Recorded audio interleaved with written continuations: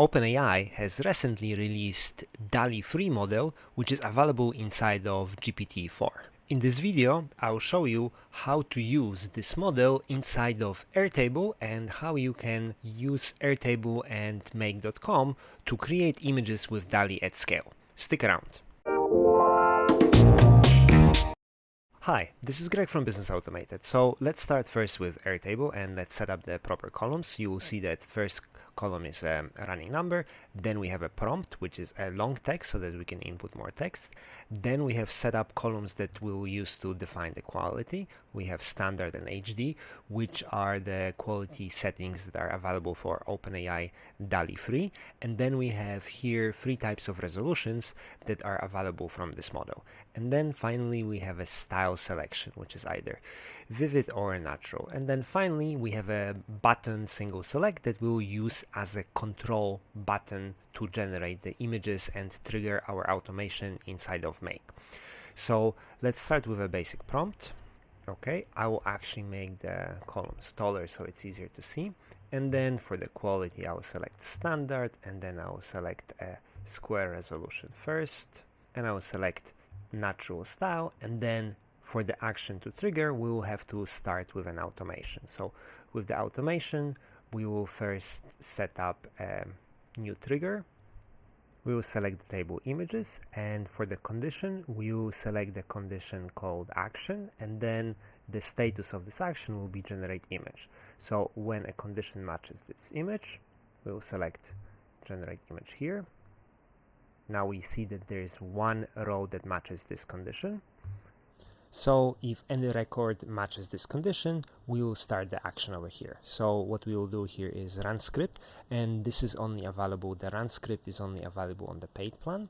If you don't have a paid plan, you could do this instead of by pressing a URL instead of an action.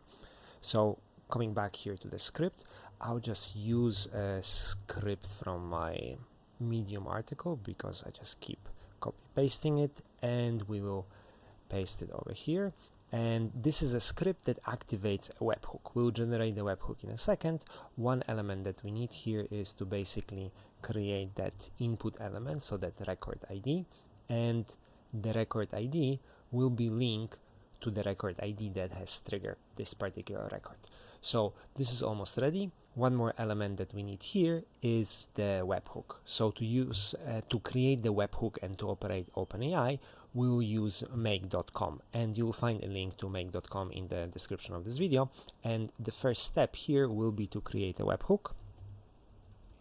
And right now we have a new URL, so I will copy this URL over here. I will click OK, and then I'll press run once, and I will use the URL back over here and replace the URL over here. So I'll copy paste it here, and I will do a test.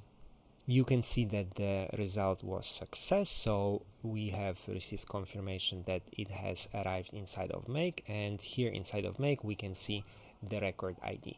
Perfect. So what I will do over here, I will turn this scenario on and go back over here. So now what we need is to basically set up the rest of the scenario inside of Make. So the next module will be Airtable module to get the information from inside of Airtable, and we'll use get record. So at this stage you need to add a new connection to Airtable if you don't have one. If you have one, then you need to just select your base and a table. And as a record ID, we'll use the record ID from the previous step.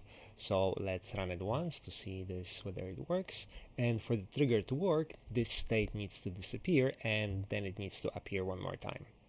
And you can see that we have triggered this webhook, and we have also received information from Airtable, which means we have the prompt, we know the quality and the resolution, and that's it. And that's basically the information that we need to be able to generate an image based on those prompts. Now I realize that I'm actually needing the output image.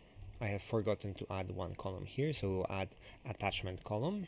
So once we trigger this button over here, it will start a make scenario, and that make scenario will trigger OpenAI and save the image back over here. So now let's actually start working with OpenAI and GPT. So now from OpenAI we'll use generate an image. We're connecting it back over here. Okay, so if you have not used this before, you need to add your API keys over here as well as your organization ID. Okay, and then here from the model, we will select the Dall-e 3, which is the latest model, which is significantly better quality of images. And now as a prompt, we'll use the prompt that is coming from the previous step. Now here we'll also show the advanced features, and as advanced features, we'll actually substitute the selectors here by the values that we have selected inside of our Airtable. So we'll substitute the resolution, we'll also replace the quality, and we'll also replace the style. So we'll put the style over here. The response format we'll keep as a URL. This is okay. So now let's run it once to see how it works. Remember, for the automation trigger to work, that state, because this is a trigger that matches condition is matching right now, so it has already run once. So for it to run one more time, you need to remove the condition and then you need to select it again. So this will trigger the make scenario. And over here you can see that we have received the information from OpenAI. We actually got a revised prompt, which is significantly longer versus what we have originally inserted, but it's quite interesting. We can actually save that revised prompt back into our Airtable, and we have received the URL from which we will be saving that particular image. Okay, so now we need the final step, which will be update a record. For update a record, we will use this module and we will use the existing connection. Select your base, select the table. For the record ID, we'll use the first record from the start. We will not be filling out prompt or anything else.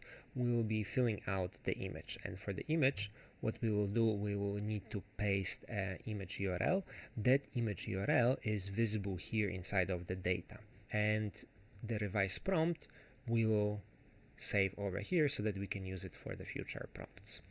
And right now we can press save and we can turn it on, and we can pretty much ignore this scenario, come back to this view, and then we'll be seeing all the executions over here. So now let's go back to our Airtable and let's actually generate an image over here. When you go back to make.com, you can actually see that scenario is working, and it will take usually a bit of time before it's completed. And now we can see the image over here, which is not great, but we'll work on it. And here we have a visualization of what it was thinking. So let's work on the prompt. By the way, we can add this in the row below so that we can see what are the different iterations happening. Let's create a better prompt now. We will copy the parameters exactly as they are and press generate image one more time. And we have an image coming back over here. Alright, so we have a robot assistant, photorealistic style. So you can see that it's actually creating more details for you to see what it's using as a prompt. Let's revise the prompt one more time and let's make it a cartoon character. Okay, so we got a character over here. And we also have a description of what it was doing. So let's try one more time. And let's change the parameters. So let's change the resolution to high resolution. Let's make it a landscape, I believe. And let's make it vivid. And now we have a landscape and we have something that is significantly more elaborate. Okay, I think this is starting to make sense. Let's see what would be the difference if we would do exactly the same, but we will keep the style as natural. At the same time, let's also make a couple of other prompts. Alright, so here we have the natural version. You can see that it is having slightly less flare than the previous picture. Let's now try to generate a couple of images, and to make sure that we are not clogging the connection with Dall-e, we don't run into any limits, we will go to the settings inside of the scenario and we will select sequential processing. So that means we are not running multiple image generations at once so that we don't run into OpenAI limits. But what we will do, we will start multiple image generations at the same time. So we will do a couple of different variants of the same image. The first two we will do standard, another one we will do HD. We'll keep the resolution landscape for all of them, and we will keep it vivid and natural. So we will try to see what's the difference between using those settings. And now let's generate images for all four of them. Alright, so we have gotten our 5 images, and let's review all of them. Alright, this is not bad, and this was generated with the high definition and vivid style. This was also generated with the vivid style. Not bad. With the natural style, you can see it's a little bit more basic, it's more individual elements. Alright, and let's look at the final one. And this was also natural, so you can see, you can kind of compare what are different results. I have a feeling that the vivid ones generate slightly better results. Let's try something more difficult with humans. Okay, now let's try a prompt when we talk about a photo of a male runner running specifically a city race, and we're talking about 85mm lens to give it more photorealistic style with a blur. So let's see what we'll get from this.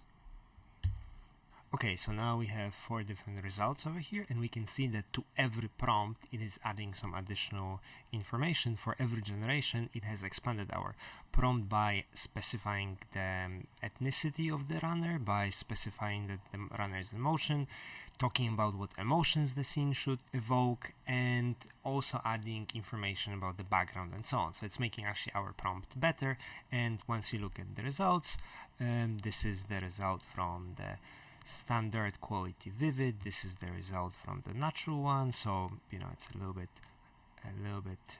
less here. This is the high quality one, and you can see this is actually quite detailed in terms of the finish. And then this is the high quality natural, and this high quality natural seems to be a little bit higher quality, but it's also not really that good. So clearly we can say that the vivid images with the higher resolution seems to be better. In general, the vivid style seems to be performing better in those pictures. Alright, so I hope this workflow was useful for you. I hope it will make it easier for you to generate YouTube images for your presentation, videos, and so on. And if so, please like and subscribe, share this with your friends, and thank you very much for watching.